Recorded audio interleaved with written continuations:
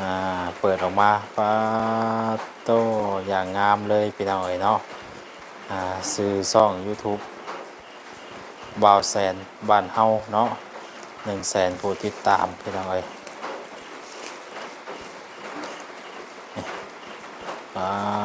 งามๆเลยพี่น้องเนาะโล่ YouTube 100,000ผู้ติดตามหรือว่า100,000 Subscribe เนาะมาแล้วพี่น้องเนาะเดี๋ยวทางบ่าวแสนสิแกะให้เบิ่งก่อนเด้อบัดนี้เนาะเป็นโล่เงินพี่น้องเนาะส่งตรงมาจาก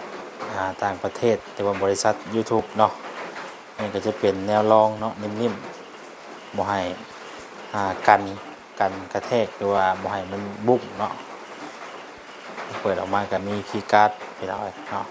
แล้วก็สิมีตัวหนังสือให้คำแนะนำหลายอย่างหลายแนวเนาะเกี่ยวกับโล่นี่แหละพี่น้องเนาะตัวนี้คำว่าสิอ่านแล้วก็ลายเติบอยู่ เนาะ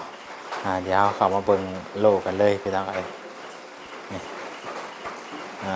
เปิดออกมาฟ้าโตอย่างงามเลยพี่น้องเนาะซื้อซ่อง YouTube บ่าวแสนบ้านเฮาเนาะ100,000ผู้ติดตามพี่น้อง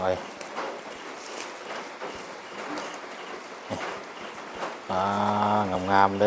ยพี่น้องเนาะแต่ว่า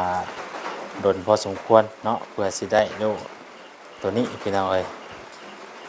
โล่เงินได้พี่น้องเด้อเนาะฝากเข้าไปติดตามแน่ช่อง YouTube บ่าวแสนบ้านเฮาเนาะ